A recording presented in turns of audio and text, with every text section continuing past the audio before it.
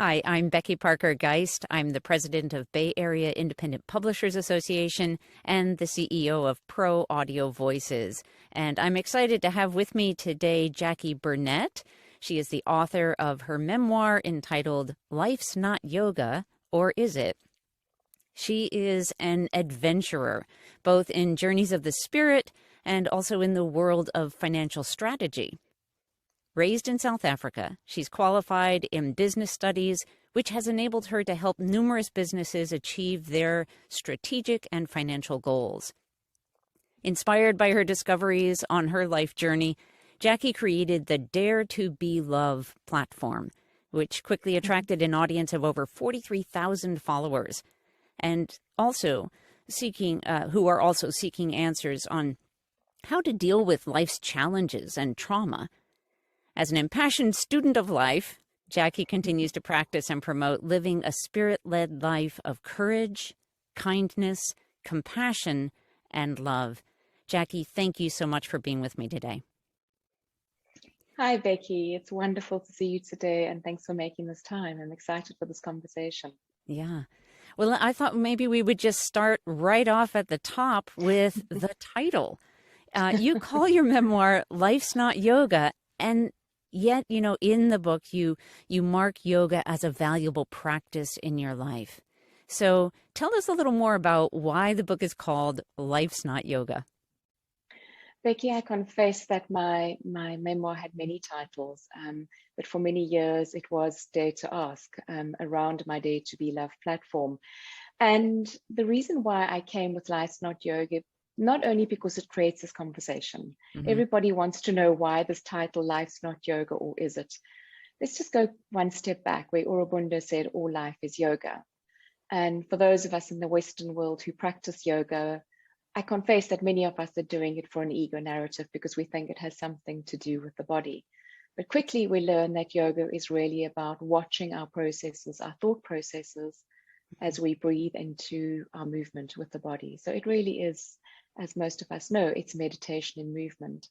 But life is not meditation. Life throws us curveballs. So no different to, when you're in a pose at yoga and you're looking at yourself in the pose, whether you're feeling uncomfortable or whether you have a conversation about whether you're doing it right or not, or whether you're comparing yourself to someone. Well, that's life. It's what we do. But yoga teaches us to go to breath, just breathe. And despite the chaos and the trauma, is to be at one with what is and to be at one with who we are in the physical body, who we are in our mind, and who we are in our soul. And that comes from the connection with spirit. So whilst my memoir is a crunchy tell-all narrative, as you well know, having read the book, yes, it deals with my trauma and overcoming my trauma, and not just yoga on the mat. It's about one's approach to life, as Viktor Frankl said, knowing that we have a choice. And so it's a play on all of that kind of thinking. Yeah. The philosophical, the theological, the mystical, and the psychological thinking of how we deal with life. Yeah, no, I think it's a great title. It really draws us in. I mean, it certainly did me. It's like, where are we going with that? Even just that title is a great catch. So, Thank you. Well done on that. I know that your online writing has been around for a few years and has quickly attracted quite a significant following. Tell us, why did you publish a memoir as opposed to a self-help book? Becky, at a very young age, and I talk about that for a moment in the book, about I always thought I would be an author in my teens. Mm-hmm. And as a result of my trauma, I disconnected from what I would call my true self, the person that I wanted to be in the world. And so my journey with writing was one that started at a very young age. And when I decided, I think it was in 2002, that I knew that I was going to write, and that I knew I was going to write in the public domain, even though, I was here working in the world of finance, was a finance strategist. What was interesting for me was having to go back to finding myself in that process, and the process of rediscovery. And I always thought originally that I was writing a tell-all story about this shame story that I had with my father. Mm-hmm. And I quickly realized that was the voice of victim, and it's not how I wanted my story to be told, right. Which saw me unraveling the side of myself, which is about the self-inquiry process. before we can go to self-help, we need to go through self-inquiry to look at the root of our belief systems. And so I started writing online about my discoveries, about my life as a student, as a student of life, and sharing that with readers. And that very quickly, as I say, grew to quite a significant following via my blog and via Facebook. And so there was this interplay all along about, do I write a memoir or do I write a book about self-inquiry to help people on their self-help or self-love process?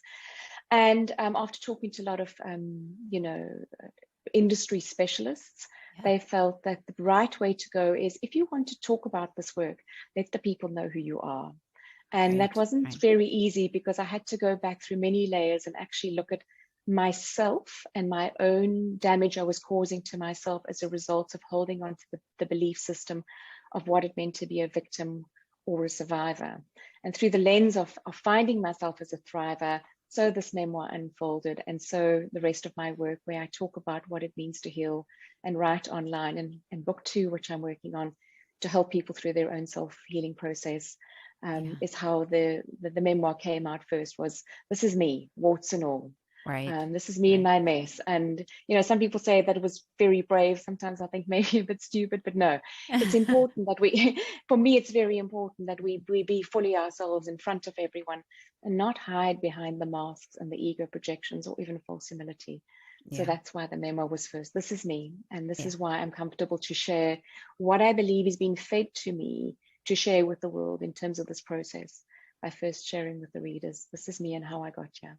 Yeah, I think that it makes sense to me that you would have a large following, and quickly, when people are willing to be vulnerable, to share their truth, that is not that, hidden behind that mask. And I know certainly, I would say probably most of us, have that concern, worry, fear about taking that chance of, letting people see us who we really are, what we've been through, and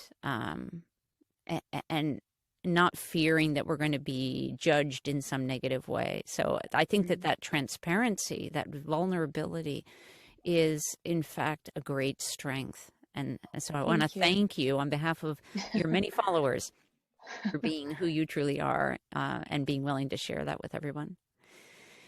Can I just say, Becky, it remains a challenging journey. It's not something, to be our authentic selves is not easy, because we do live in a world at the moment with such a negative, unkind narrative, which is around shame, guilt, and blame. And I get some very harsh critics out there who have very nasty things to say to me. But what I do is, and this is what the work is about, for every one critic I have 99 people who are enthusiastic about what I'm doing, who support what I'm doing, who are feeling inspired as a result of the way I've shared as to how they're owning their own story. And it's, what do we focus on? We have a choice of our response. I can feel upset about those people. If they're not yet in a place to be kind, despite their feelings, I'm not going to engage. I'm not going to get caught up in that. And it hasn't been easy. Trust me, as you see in my book, I was capable of being very mean and very judgmental myself. And I catch myself doing it every day. But it's the courage to look within, notice that I'm capable of being as mean as that person, and focus on the 99. I think that's beautiful. Thank you. Thank you for sharing that, because it's good to keep it all in mind, right? Yeah. Well, it's the only way I can remain my authentic self. Right. Yeah. So in the first part of your book, you talk about your experiences with suicide ideation. What would you like to say to your younger self? If you could speak to your younger self, what would you say to yourself as you were going through that?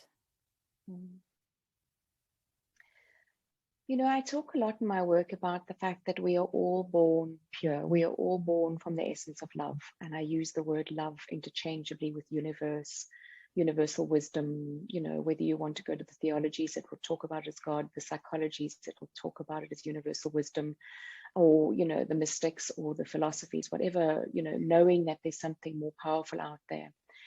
And we are born to that. And I talk very much about a lot in my book as to what that conversation meant for me as a child, and how I got to this place where I experienced a miracle of a physical healing.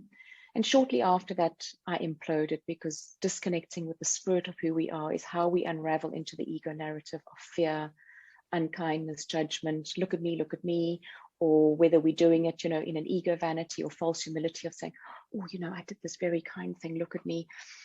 And so it's my human journey with that. So what I'd love to say to my younger self, it's okay, and your spirit is still inside you, and you can reconnect. But I'm grateful, actually, that I went through all of this trauma, because I see that we're living in a world where we are in this chaotic narrative. And had I not fallen out of it to become caught up in my ego, whether it be, being an egotist or in false humility, getting caught up in it, because it was in falling over myself and in learning that I was in my own way, in my mind, body, and soul, that I had this deep thing inside me to go and reconnect. It was always there with me. Most of us are disconnecting already at the age of 2 as a result of our parental and societal narrative, with the no narrative, or forcing our belief systems. So you know what, 15, 16-year-old Jacqui, I'm here now, I'm inside you, and I'm very much a part of this journey. So I don't know that I can say anything back to that old Jacqui, other than, hello, yeah, you are, and it's cool to have you back. It sounds like a very forgiving attitude towards your younger self, which is beautiful. Well, it's also a very important topic in my work, in terms of what forgiveness is, because forgiveness, if we're forgiving the other, we're forgiving from an ego narrative. You are wrong and I'm right. Whereas for me, forgiveness is just total acceptance and accepting the story as it is. So I do look at forgiveness from a different lens to some, I guess, in terms of how people have had that conversation with me. But certainly, compassion and acceptance for my younger self. And don't get me wrong, even compassion for my 40-year-old self, did some stupid things, and my 30-year-old self, and my 20-year-old self. Right. Yes, indeed. That's great. A lot of them. Yeah. So I know that, in your book, one of the shining lights in your life is your grandmother. Can you tell us a little bit more about what she taught you that relates to this journey, and, the things that you'd like to share about that? I think why I probably identified with my grandmother more than anyone else is that she was very direct. And for me, honesty has always been such an important thing. And part of me falling over was just because I wasn't being honest with people, and I wasn't being honest with myself as to who I am. So there was something about my grandmother. Oh man, she could throw out some punches, but it was her honest perspective on how she was viewing something. And I've always admired honesty. I do realize that through my journey, it's unkindness. She was never unkind, even if she was direct. And that's what I love about my 2 best friends, is that I can go to them. And sometimes it feels like a body blow when I ask them to be honest with me. In fact, I was up at 5 o'clock this morning. I woke up, I was chatting to Amanda, who lives in Boulder, Colorado. And man, that girl gave me a punch I didn't really want. But I knew that was in me. And it's why I took it to her, because I had the confidence for her to mirror it back. And it's in that courage that I found, where I can be my authentic, messy self, and I could put my messy thoughts in front of her, and she could mirror them back to me, so that I could go within and seek kindness or love, as I refer to it again. Yeah.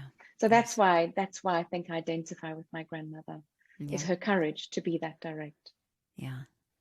I want to take a sort of almost a side path, but really talking more about your family relationships. And that is early on, when we were in the casting process for the audiobook edition of your book, you shared how important it was to find a narrator who could do the voices of your parents justice.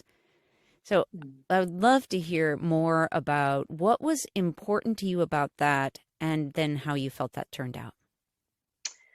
So what I've realized is, when we read, we stroke so much of our own voices onto the characters. And we all know that. And we don't realize that we necessarily get caught up in that at a time. So how often have we not read a book, and then we see the movie and they say, the book did not live up to my expectations? So whilst in the very end of the book, I have in my my acknowledgements at the end, I talk to the journey a little bit about with my mother and my father, which, my father and I never healed the combined wound. my third book, actually, I'd love to write the book about my mother's voice. So what was important for me is a lot of people might have get angry with my mother at times because they felt my mother was absent and not available for me. Well, it was my mother who herself apologized for that one day. I mean, seeing herself that she could say that.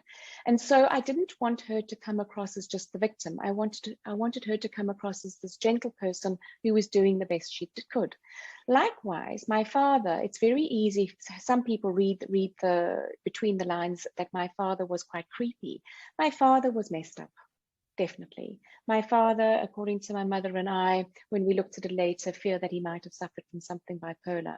Whatever our opinion or perspective was, yes, he had quite an unkind, aggressive narrative. He was easily triggered. He was particularly unkind when he drank. I, would have described him as a binge drinker based on his behavior. But I've seen myself being unkind when I'm triggered. I've seen myself, maybe not necessarily being myself I'm not really a drinker, but when I've had a drink. And so I wanted people to feel, because I talk about the fact that I loved him and I didn't want him to be creepy. I just wanted him to be, as I would maybe feel about him at the time, that I didn't like him much, that he wasn't resonating or landing with me. And I wanted that feeling to come through. And so that's why it was very important for me. Yeah. And I know, and even when I listened to some of the auditions, because I made them do readings, I'd sit with the whole group and I gave it out to friends and said, Dad, your dad sounds creepy. It's not how we remember him. Well, he wasn't creepy. He was just messed up and confused and did some stupid things. Yeah. So yeah, that was important for me for those reasons. Yeah. I think that,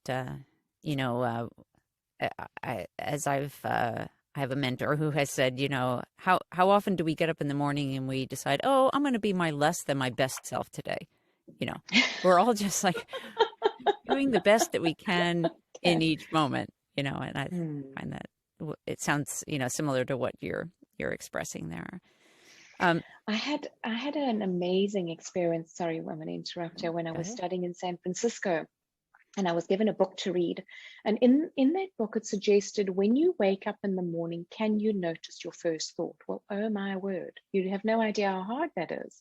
Okay. Because you don't realize by the time you think, what am I thinking? You're already on, we have 60,000 thoughts a day. You're probably on thought 1,000. Right. But I write a poem about, I believe for myself, the first time I caught that first thought was very much an awakened moment for me. And in realizing what that thought is, we don't realize how much of that energy we carry into a day based on those first thoughts. It might have come from a dream that upset us. It could have come from a dream that made us angry in our subconscious, or it could have come from something that was pleasurable. So we jump out of bed with a good mood, or we don't even realize we carry a bad mood into the day. Right. And so I try to look for that first thought. And once I'm aware that I have these thoughts, I do what is called a prayer for love. I consciously go and I ask for the wisdom, grace, and courage for my mind to be filled with loving thoughts for self and all others. And then I go to my soul in terms, I ask for the wisdom, grace, and courage for my soul to speak kind, loving words for self and all others. I go to the body of my being and I ask for the wisdom and grace and courage for my behaviors to be loving and kind for self and all others. And then I, go to the spirit of who I am and I ask for the wisdom and grace and courage for everything that I believe in the day to be infused with love, so that everything I think, say, and do can manifest love in the miracle. And then I bow out to the student and teacher in me and the student and teacher in every other human being. And Becky, I still mess it up 100 times a day. That suggests that you're human. Sometimes exactly. And I was like, why did you say that, Jacqui? That was so unkind. Or I think things, or I write things and as I unpack my own psychic vomit. But it's a fascinating process. Yes, and it certainly helped me. Yeah, that's beautiful. Thank you. Thank you for sharing that.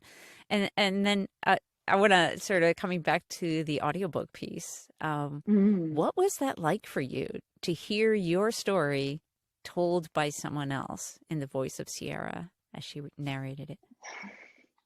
Well, as you know, I went through many companies before I got to your company, and it was a lot harder than I thought, particularly as it's a memoir. I think even if you're writing fiction, you have a voice in your head when you're writing that, but writing nonfiction and needing to find someone who I believe resonated with me. And I didn't do that on my own. I did that with, I had my own feelings towards it. And then I listened to, friends and people on my team, from marketing to social media, and I gave it to all of these people. And, it was a matter of we very quickly identified, two voices that made sense to us. And then we went through it again and again. And as you know, we went for second round auditions on the back of that and did another reading. And there was just something about Sierra that made sense to me. And as you know, that, the audiobook's been a little delayed due to circumstances in her life.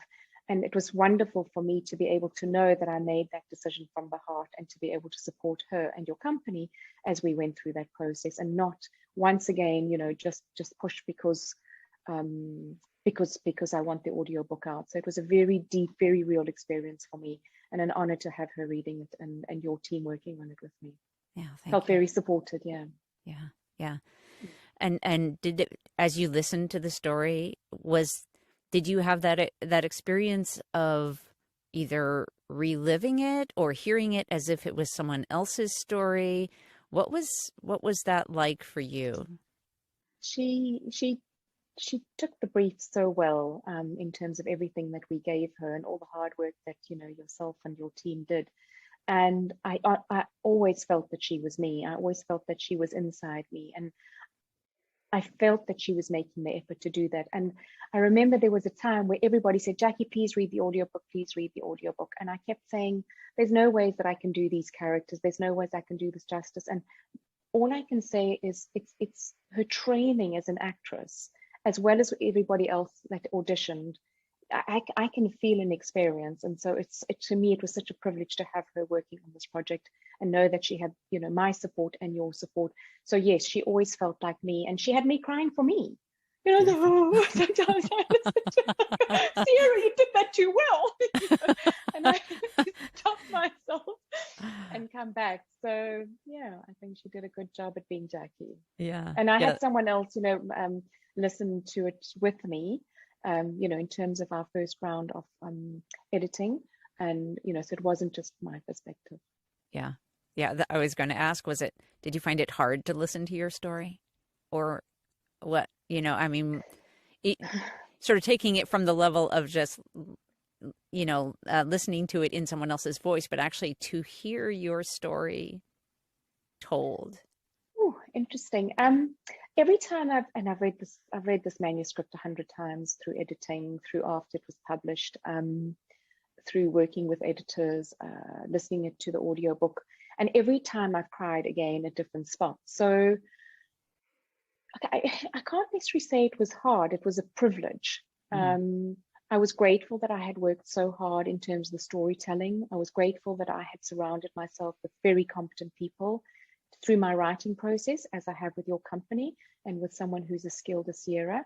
So there were moments that were very hard, and there were moments that were very joyful. And there was something about the listening that hoped my mom and dad were listening, and I sort of like invited them along, and I say, look how what an amazing job we've done at bringing our message to the world in terms of healing, because I don't believe we die. I believe we live on.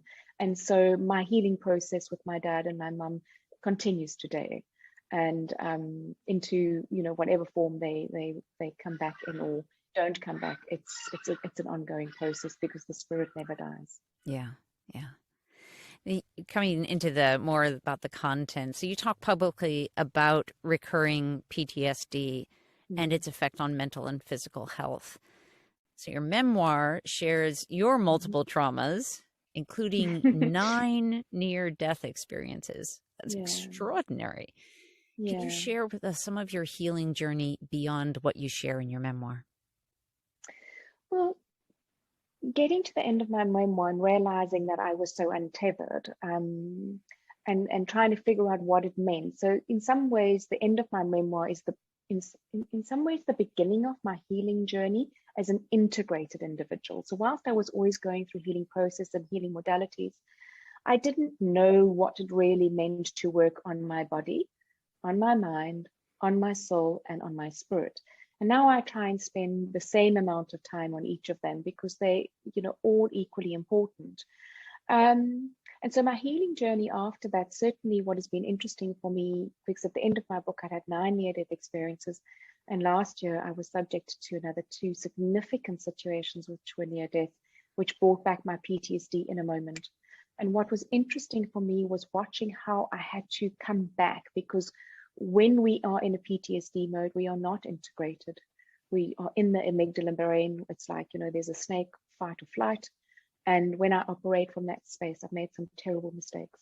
And being integrated and working from a healthy state, integrated in those 4 parts, making sure that I know that my brain waves are acting in the back of my mind, bringing them back to alpha state, so that I can work from the alpha mind, in my alpha waves, and getting into a space where I can sleep well and have my the theta waves sort of operating, to be able to stay in the process of being integrated as a human being, is just been such an incredible experience, and my life's work now, to help other people in terms of that, because we are working, and we are, first of all, we've grown up in a time where we're educated to body and mind.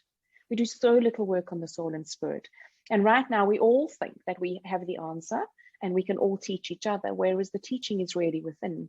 So my work is really not about the teaching, it's about showing or sharing with individuals my journey as a student of life and what it means to be integrated, and then talking about that moment to moment as we, I had a fabulous teacher said, life is walking on fishes. As you walk on the fish and you stumble and fall, and what you can do with that.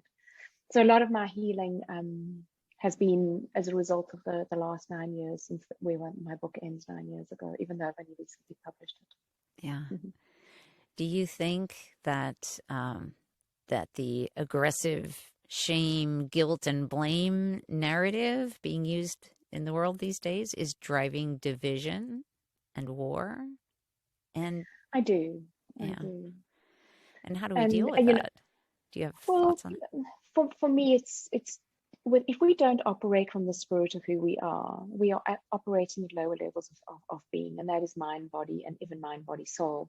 And if we operate from that space, we are going to keep blaming anything that we don't want to deal with, or blaming someone who might have injured us or hurt us or upset us. So, or we'll shame somebody or shame ourselves or feel our shame, or even use a guilt narrative to bring about somebody else's behavior. So I do believe that we are in an overstimulated world, an over-triggered world, and we're reacting too fast, and we are all using, the guilt, shame, and blame narrative as our driving narrative to influence other people. And I'm trying to my best as a result of what I believe I've been gifted through all of this trauma and my healing, to share with people another way, in terms of bringing compassion and softening. And there's so many incredible teachers out there at the moment, out there in the world, but who are, saying we've got to go within.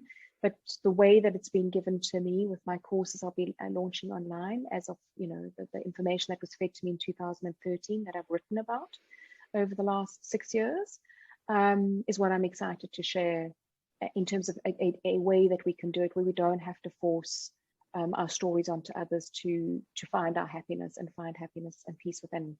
And so therefore, because as Gandhi says, be the change you want the world to see. Right. And in being the change, we can actually manifest and bring change in the world. Yeah. So this is a big part of the Dare to Be Love platform, right? Yeah. So how Power did that versus force. Yeah. Yeah, yeah. How did the Dare to Be Love platform arise from the book, and what does it even mean to be sort of hashtag Dare to Be Love? What does that mean? So my subtitle, as you know, is Finding Love in the Chaos of Life. For those of you that are wanting a romantic story, I hate to say that that's not what this is about, although all of that juice is in the book. If you want to read it as a crunchy tell or fictional, narrative, you can, because it's, sort of written that way. But for those of you that have read my book, you'll know, or listened to the book now, you'll know that at the end, the very last word that lands with me is this aspect of what it means, of what love means, and what it means to be loved. And it goes down to the simple thing. As a child, I was told God is love. And so my question was, what is love? And I go out into the world searching for love. And so love is the essence of being. Love is the essence of wisdom. Love is the essence of compassion. Love is the essence of universe. Love is the essence of God. And when we can be love, then we can be at peace with ourselves and so manifest change in the world. So my Dare to Be Love platform is, how do you be love? How do you be love? How do you operate from the spirit of self and be at one with what is, be at one with love, be at one with acceptance, be at one with life, and manifest a different future and manifest a different moment, a different, because if we can manifest the different present moment, we can manifest a different future. But if we stay in the chaos, if we stay in the crisis, if we stay in the noise, if we stay in the negative narrative, that is what we will keep attracting towards ourselves. So all of these, the teachings that are out there, whether it be The Secret or A Course in Miracles, all of these things of fantastic material. And I think maybe the Course in Miracles is, for me, the best one in terms of how can you unpack your belief system? Because everything we are saying, as I'm saying this now to you now, I'm reinforcing it on the back of my belief system. But do I have the courage to look at that belief system and say, does it hold love? Right. And that's really how, through the work that I do, is how do you look at a belief system and really question it from the deeply curious mind and from the courageous mind and say, is this embedded in love? Not goodness or kindness, because that can be an ego narrative as well. Look how good I am, look how kind I am, versus look at me, look at me. Is it embedded in life? So you're not forcing any agenda, you're just holding the space. Right. Yeah. So when you say that people are stuck in their beliefs, so what is this what you mean by that? Talk to us a little bit about your thoughts on how we can shift our beliefs as we recognize them in order to begin thriving. So going back to the importance of, we hear that we need to change our thoughts, or we need to change the way we behave, or we need to change our thinking processes. So one of the things that I go to is, in order to really see, love, and accept ourselves, we have to be able to look at a belief and say, what is this belief made up of? Why do I have this belief? Where did it even come from? So why I share, the early parts of my life is so that you can see belief systems that are being put to me to consider. Most of our belief systems come from our parents and our societal narrative, and then reinforced and reinforced and reinforced until we make that thing real. And we will use it and keep manifesting and pulling things towards ourselves to reinforce that belief. So whether it be a faith-based belief, or whether it be any belief that we have, that we can't lose weight, we can lose weight, it will keep manifesting. And we'll keep saying, I need to lose weight, I need to lose weight, I need to lose weight, as opposed to, I want to lose weight. What is my belief system around that? And until we can go and actually look at the belief system, so to look at a belief, you first got to say, this is my belief. What if it's not true? Right. What are the alternatives? And we're too scared to actually take that belief because we're so busy holding on to it, no matter what it is. And certainly in mine, it was a faith-based belief of, this is the only way to love, this is the only way to God. And what I do in my book, I first unpack it and say, what if it's not true? What else exists?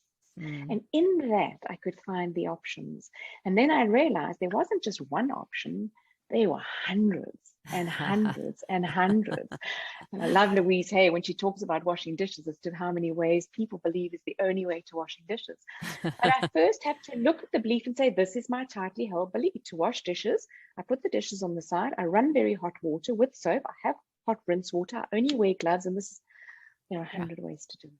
Yeah. And so can you look at any other belief, particularly beliefs that aren't necessary in the physical? It's very hard for us. And you look at that belief and say, what if it's not true?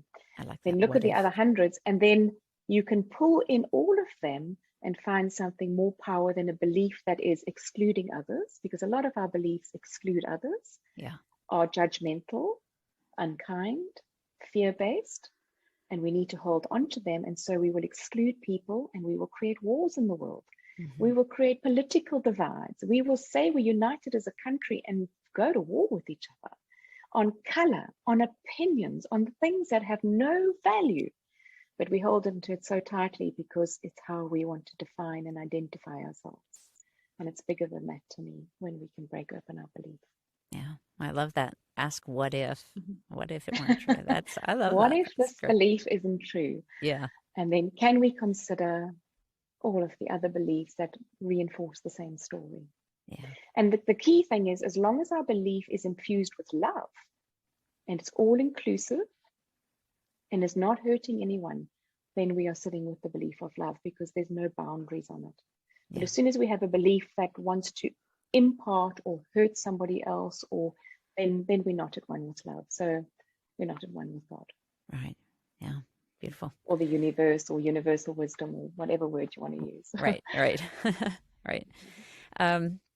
So through the Dare to Be Love platform and through marketing your book, you must have met and interacted with a lot of people. What is something that you've learned about human nature through that experience? Well, probably the most important thing for me is that everyone's a mirror to me, even when I don't like them, or particularly when I don't like them. And so talking about this material has been such a challenge for me because if I want to, I don't have to anything. If I want to talk about this material, then for me, it's important that I continue to access the courage to look at how I'm bringing it forth in my behaviors, in my words, and in my thoughts. And sometimes I can sit there saying to someone, and I'm looking at them, I'm nodding my head like this, and I'm thinking, you're boring me, you're boring me, you're boring me. I disagree with you, I disagree with you, I disagree with you. I've met people who immediately the message resonates with because their spirits are so open, and they're deeply curious about the content, and they're deeply curious about what this means, and want to share the message from their own perspective, because it always is from our own perspective. And then I've met people who are very unkind, and all of them are teachers to me. So that's probably the most amazing thing, is to humble myself and realize that every human being in front of me is a teacher, and in that moment, finding the courage to be student and surrender to love.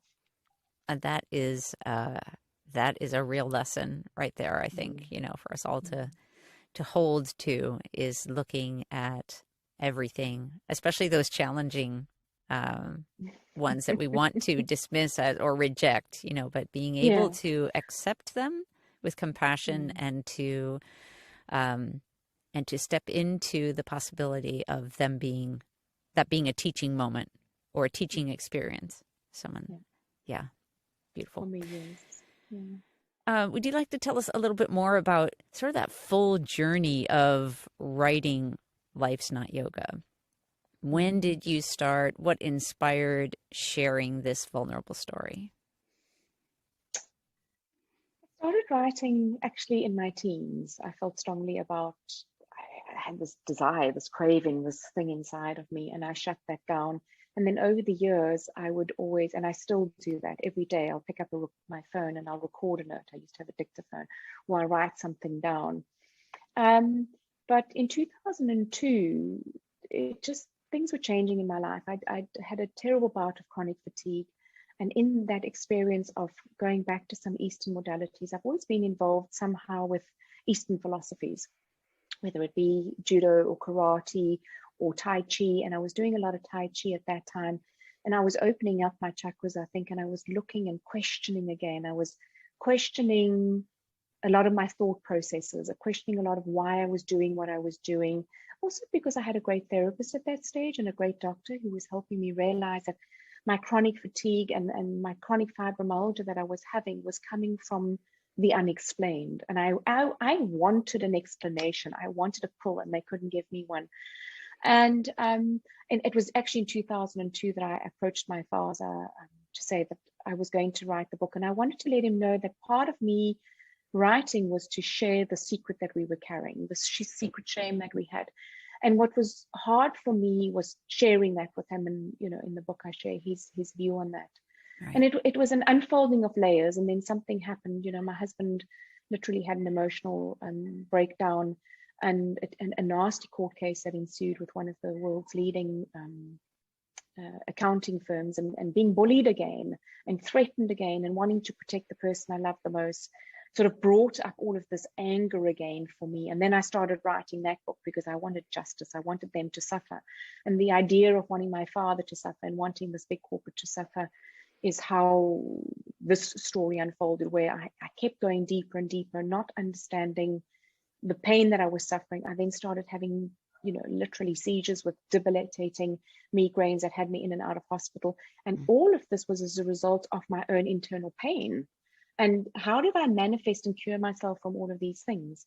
Was unpacking my stories, and part of it was writing. I first had to write that first book, which I talk about in the book, is I had to get out my ugly. I had to look at it and go, whoa, this is not a good book. Right. It's a very angry book, Jacqui. As I did with Amanda last night, I sent her something I wanted to say to someone. She said, "Whoo, sister, not cool." But I had the courage to take my untethered, messy self out of me, not react to it, as Frankel says, at the moment of choice, and put it in front of someone who I trust and respect to hold my mess for me. And so my book went through these transitions to telling the story as it is now. Yeah. So your writing really was a big part of your healing journey, it sounds like. Yeah, very much so. Yeah. And it's why I still write even when I want to say something, when I'm upset or angry with someone, because I'm human. I have all of those things. My mother used to say to me, "How do you do it?" I said, "Mommy, I still have a lot of chaos in here." She said, "You're so calm these days." I said, "You're not sitting inside this head going, breathe, breathe." Yeah. And I still get it wrong. But it was very much a part of my healing process. And also my mother reading the book and sharing with me her view on it was very, very powerful for me. Yeah. I've also had experiences where writing was very, very healing, very deliberate part of healing process. So I definitely feel that. Thank you. And what would you say, what do you feel your purpose is? And how do you feel you're living through that?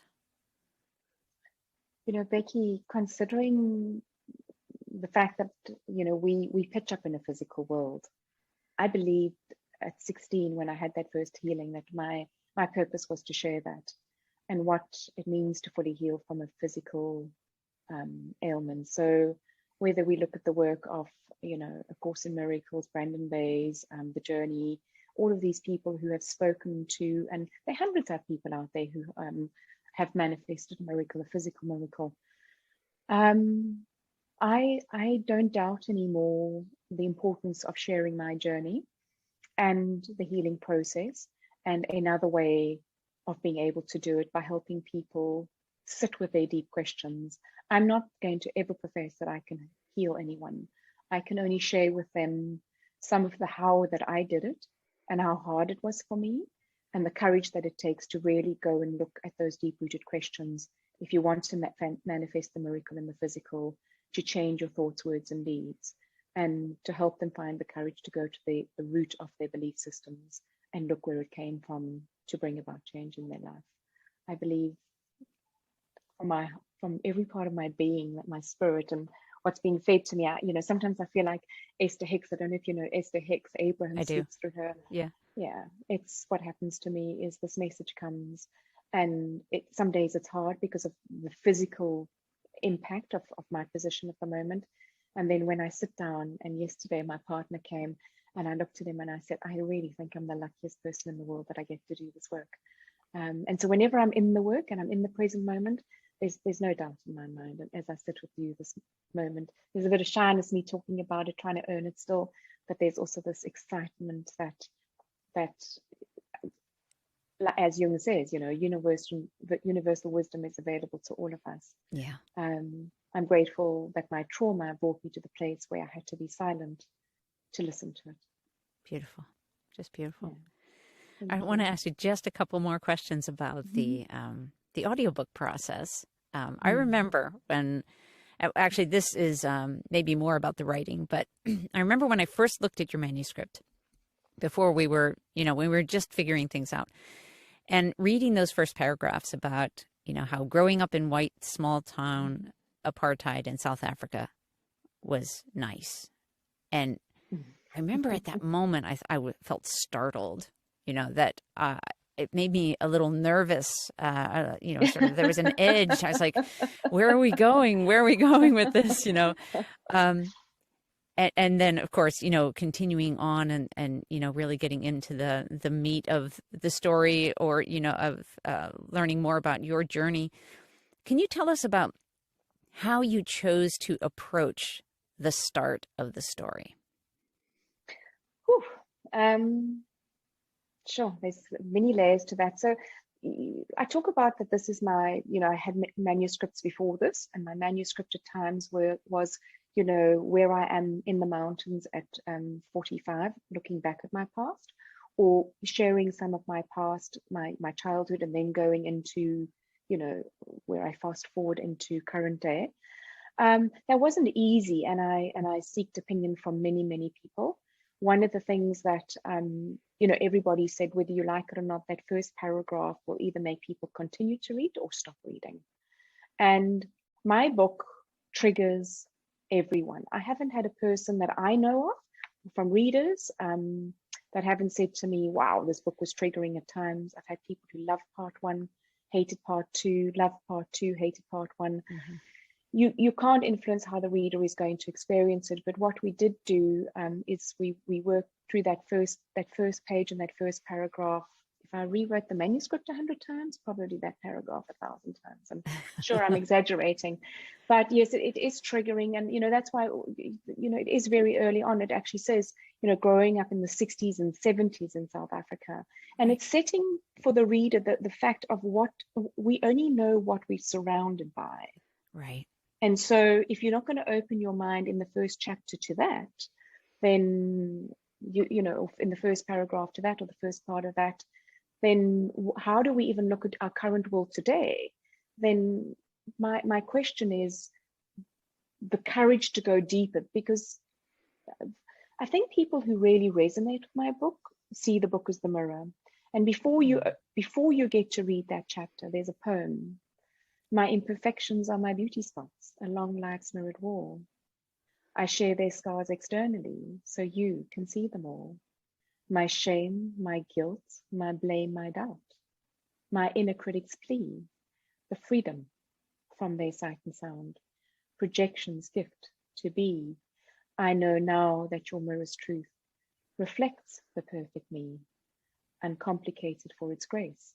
My heart gives thanks to thee. So you have that poem before you read that first paragraph. And if you carry that poem in your heart, it's why someone like you could notice what it brought up for you and keep reading. Yeah. It's the wisdom, the courage to notice, this is how it makes me feel. What's behind this? Yeah. Yeah. And so people who see the mirror of themselves in the book are the people who are enjoying the book and talking about the book and sharing the book with others. Yeah. Thank you for sharing that poem just now. It actually relates to so I want to ask you a little bit about the poems. And I know during the production of the audiobook, we did a little bit of back and forth about the poems and who would read them. Would Sierra read them? Would you read them? Can you tell us a little bit about your experience with that? As a child, I didn't like to get up and read in front of a class. I can get up and you can interview me and I'll talk. I can get up and you give me a topic and I'll be able to talk too long. Anything. I'm a talker. Don't ask me to read anything. So what happened is when I went into the studio and listened to myself reading these poems, you might love the experience hearing me doing it, but I don't. And also just, in terms of looking at the parts that I read and looking at the parts that Sierra read, I just felt the flow was right, that she read the poems. I did read them and then I listened to her reading them. And, it was the most amazing experience. I sat with one or two people and I asked them to listen to it. And then I sat with my partner and he said to me, why are you reading the poems? I said, well, I don't know. I don't think I should. He says, well, I don't think you should either. So I said, let's unpack that. And we spoke about it. And the first recordings I did in studio and he listened to them and I said, I also think I can do better. He said, you can.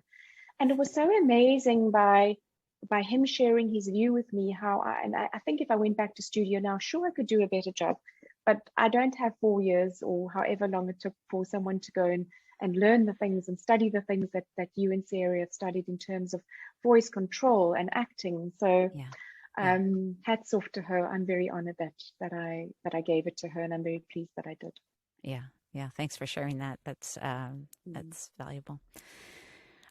So I just want to say again, thank you so much for being with me today. This is Jacqui Burnett, author of the memoir, Life's Not Yoga, or Is It?